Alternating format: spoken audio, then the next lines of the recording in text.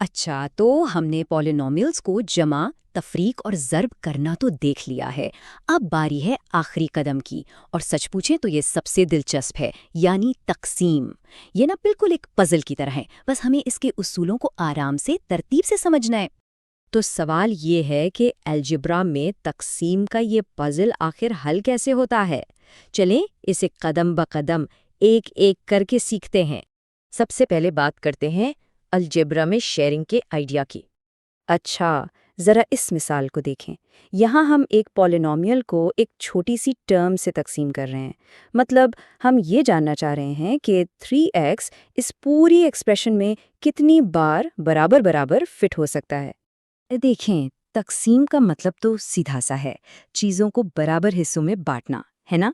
जिस तरह हम नंबर्स को तकसीम करते हैं, बिल्कुल इसी तरह पॉलिनॉमियल की टर्म्स को भी बराबर तकसीम किया जाता है, कोई फर्क नहीं। अब आते हैं इसके सबसे अहम उसूल पर, यानी तकसीम का बुनियादी उसूल। ये उसूल ना बहुत ही आसान है। जब हम एक जैसे वेरिएबल को, जैसे कि x को x से तकसीम करते हैं, तो हम सिर्फ उनकी पावर्स को एक दूसरे से माइनस कर देते हैं। बस ये समझ लें कि तकसीम का सबसे बड़ा शॉर्टकट यही है।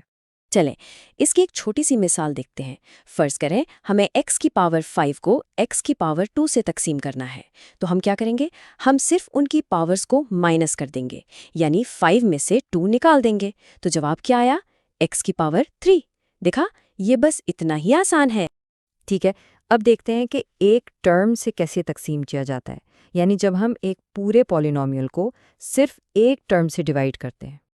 अच्छा, अब इस सवाल पर गौर करें। यहाँ एक पॉलिनॉमियल को 4x² से तकसीम करना है। इसका तरीका बहुत सीधा है। हम पॉलिनॉमियल की हर टर्म को एक एक करके 4x² से अलग अलग तकसीम करेंगे। चलें पहली टर्म से शुरू करते हैं। सबसे पहले नंबर्स को देखें। 16 को 4 से तकसीम किया तो क्या आया? 4। ठीक है। अब बारी है x की। x की पावर 5 को x की पावर 2 से तकसीम किया तो पावर्स को माइनस करेंगे। 5 में से 2 गए तो बचा 3। तो पहला हिस्सा बन गया 4x³। अब चलते हैं दूसरी टर्म की तरफ। -24 को 4 से डिवाइड किया तो जवाब आया -6, और x की पावर 4 को x की पावर 2 से, तो 4 में से 2 माइनस किए, यानी x की पावर 2। तो ये हिस्सा बन गया -6x²। बिल्कुल इसी तरह हम बाकी टर्म्स को भी एक एक करके तकसीम करते जाएंगे, और जब सब हो जाए तो तमाम हिस्सों को मिलाकर हमारा फाइनल जवाब बन जाता है 4x³ -6x² + 3x-2। अच्छा जी, अब आते हैं एक बड़े टॉपिक पर, लंबी तकसीम का तरीका। लेकिन अगर जिस चीज़ से तकसीम कर रहे हैं यानी डिवाइज़र, उसमें खुद एक से ज़्यादा टर्म्स हों तो फिर क्या होगा? तब हम लॉन्ग डिवीजन का तरीका इस्तेमाल करते हैं, और ये बिल्कुल वैसा ही है जैसी हम बचपन में अरिथमेटिक में लंबी तकसीम करते थे।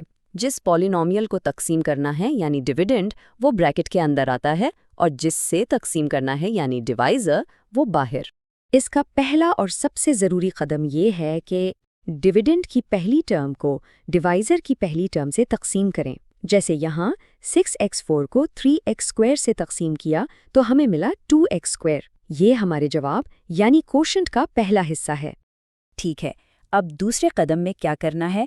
जो जवाब अभी आया है यानी 2x², उसे पूरे डिवाइज़र से ज़र्ब देना है, और जो भी जवाब आएगा उसे डिविडेंड के नीचे लिख देंगे। अब बारी है तीसरे कदम की। हम इस नतीजे को ऊपर वाली एक्सप्रेशन से माइनस करेंगे, बिल्कुल आम तकसीम की तरह। हाँ, यहाँ साइंस का खास ख्याल रखना बहुत ज़रूरी है। माइनस करने के बाद डिविडेंड की अगली टर्म को नीचे ले आएंगे। और बस अब यही साइकिल बार बार दोहराना है। तकसीम करें, फिर ज़र्ब दें, फिर माइनस करें, और अगली टर्म नीचे ले आएं।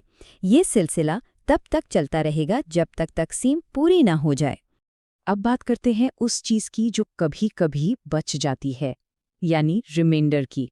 तो रिमाइंडर क्या है? ये वो मिकदार है जो तकसीम के बाद आखिर में बच जाती है जब एक पॉलिनॉमियल दूसरे पर पूरा पूरा तकसीम ना हो, और इसे हम बिल्कुल आम तकसीम की तरह ही लिखते हैं, यानी डिवाइज़र के ऊपर एक फ्रैक्शन बनाकर।